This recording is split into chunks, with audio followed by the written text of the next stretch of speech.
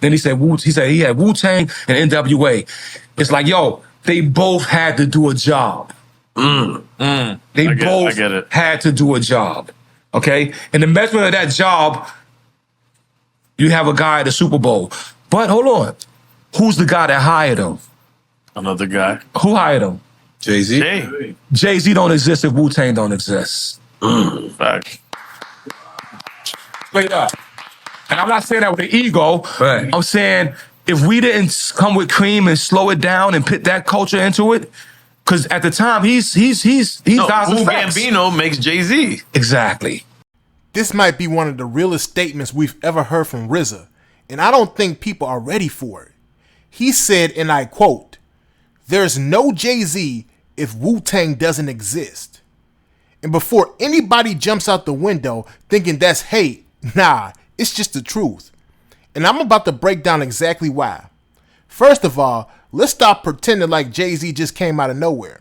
Yeah, he's a legend, no question, but the blueprint for how to move different in hip-hop, how to build a brand, and how to tap into the culture and identity, that foundation was already laid, and Wu-Tang was the crew that cracked the code.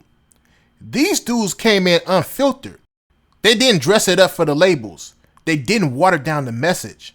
They brought knowledge of self, martial arts influence, gritty beats, and real street philosophy into the mainstream. And it worked out. It made being unpackaged the cool thing to do. And before that, the industry was trying to clean everything up and make it look like Prince or MC Hammer. No disrespect. But Wu-Tang flipped that on his head. So when RZA says Jay wouldn't exist without Wu, he's not saying Jay-Z ain't talented. He's saying Jay-Z was smart enough to see the new wave and adapt to it.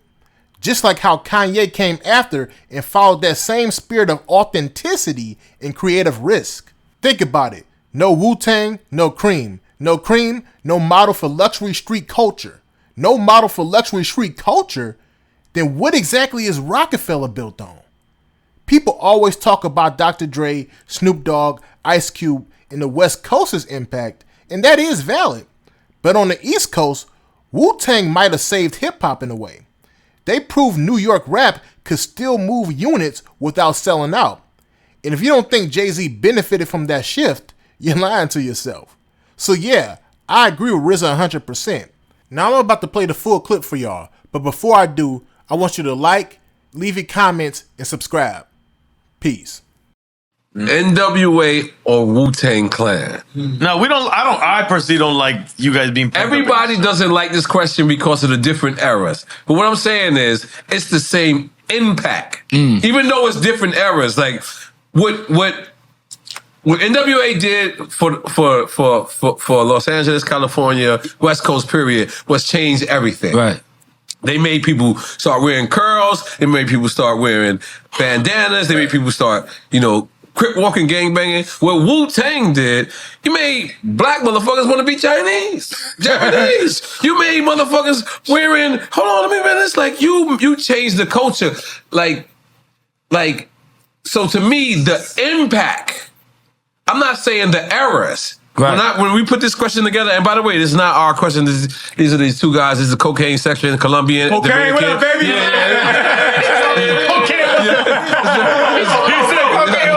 It's Colombia. Okay. We in Miami. Miami, what it be like? The Colombian Dominican Tony section. Montana. But I like to ask this question. It's my favorite question because the reason why I like to ask it is because I be wanting people to understand I'm not asking the eras or who came before who or who influenced who. What I'm saying is the impact. But you didn't ask it to start with. It was these guys.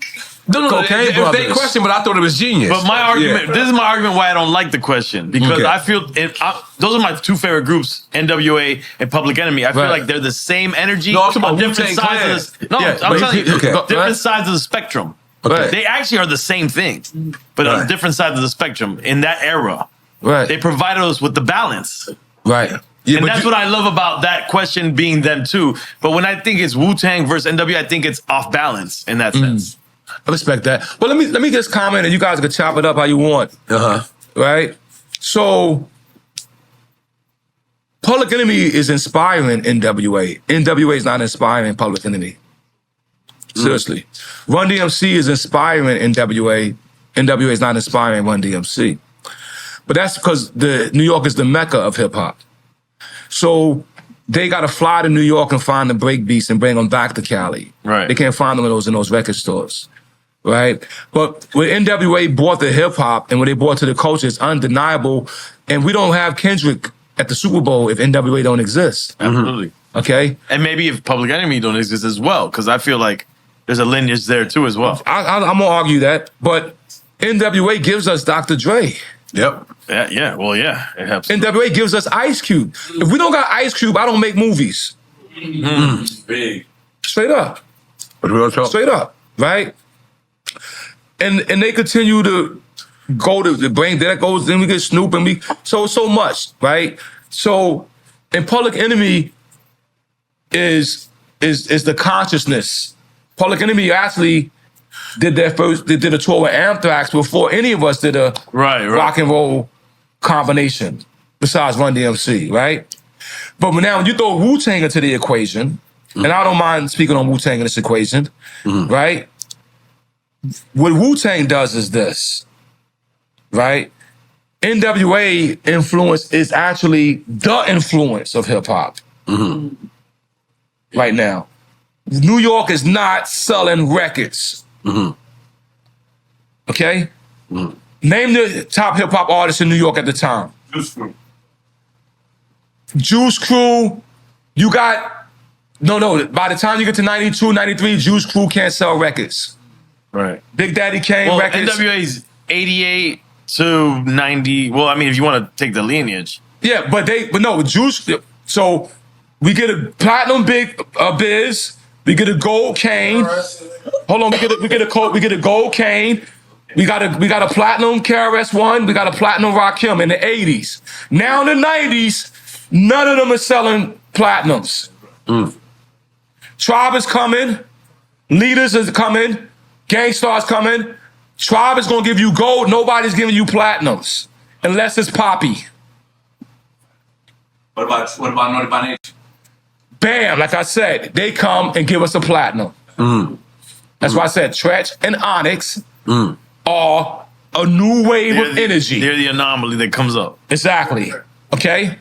And still, he gives us a platinum with a Poppy song, which wasn't Poppy. But West Coast, even Tone Loc, Young MC, everybody double platinums. And so even though Tretch and Tribe and everybody are giving us this beautiful thing, Black Moon, you go through that whole underground movement, you're not cracking 300,000 cells. EPMD didn't do that? EPMD now is going here. A different level. But can I? But hold on, but EPMD, hold on. Respect the EPMD. No. Def Squad is like my cousins. Hit Squad and then Def Squad, right? Yeah, those are my cousins. I was just saying it's declining. And let me say this to you, and the investment is different. Because look, even like once again, LL is one of the greatest. He's making it through all this. But I was just saying the average investment in hip hop, right? Like, let's say, what's your first record deal, Lloyd? If you Penalty Records. Terrible. Economic, what was that? $5. Okay then. You heard that? $5,000. Okay? Let's say Wu-Tang first album deal, you know what it was? $60,000. Wow. $60,000 For everybody. for the whole album, bro. Nobody got no money. No, we lost money on that. Right. I just want you to understand this for a moment, just to get a little culture thing for here. real. Even Method Man's album, if you take Method Man's album, his videos and everything, you're not going to spend no more than $500,000. He's going to bring in $20 million. Wu-Tang's going to bring in $20 million. Right. Okay? It's business now on the East Coast. It's business now. It's marketing business. If the Wu-Tang doesn't come and sell 1 million records on a budget like that, there's no business in hip-hop on the East Coast. Right, so you're talking on the business side. Not just and the culture. It goes both ways. Right. Because now you got the guy who, like the dude told me to my face, bro, those hoodies, it'll never work. It's like, take the hoodies off. Why? Because if you go to the West, beyond NWA, when you get Tone and Young and all these other dudes are basically Prince Rakeem. It's packaged. They've tried to package me, it didn't work. Wu-Tang is unpackaged. So if I become unpackaged, he could be unpackaged. Everybody coming after us could be unpackaged because it's not a package now. It's something else happening. So the impact becomes the same. Of course, the Asian culture is a whole new thing, right? But then, you know how many brothers started running to the mosque and studying mathematics? You know what I mean? You know how many dudes, as the Wu movement is happening, and the college kids, and the blacks and the whites and the Spanish are all kind of vibing into this new thing, and Hot 97 is changing from a club radio station to a hip hop radio station, and then what's the #1 song on Hot 97? Method Man. It's changing the chi. Now, meth comes and you get a fucking a hip hop Grammy. All I need. All I need, romantic. Now, if you go back to your hip hop duets, you can't name 10 of them. That's not just a Grammy winner. They sold 2 million copies, bro. The single at that time, the single, Method Man single at that time was competing with We Are the World in single sales. Wow. Far as the measurement. So something different is happening on this side of the world now. So now it's like, there's money over here. Let's invest. So then once Cuban Link came and like, everybody started saying the Wu Gambinos, and now we taking on identities.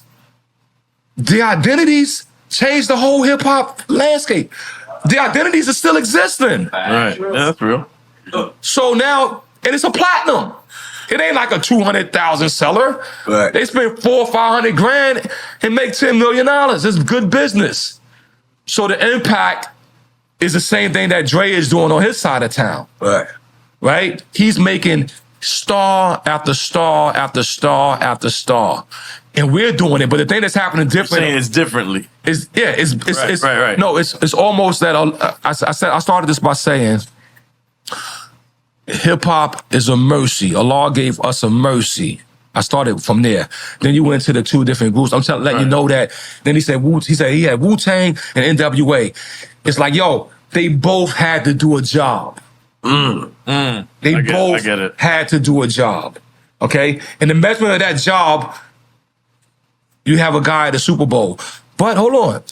Who's the guy that hired him? Another guy. Who hired him? Jay-Z. Hey. Jay-Z don't exist if Wu-Tang don't exist. Fact. Straight up. And I'm not saying that with an ego. Right. I'm saying if we didn't come with Cream and slow it down and put that culture into it, because at the time he's Wu facts. Gambino makes Jay-Z. Exactly. And of course, none but respect to him, because he took it and he took it and multiplied it into what he does. But it happens. As Ye said, Ye don't come. I know Ye is a dirty name right now, but never to me. I love that brother. A man love his family.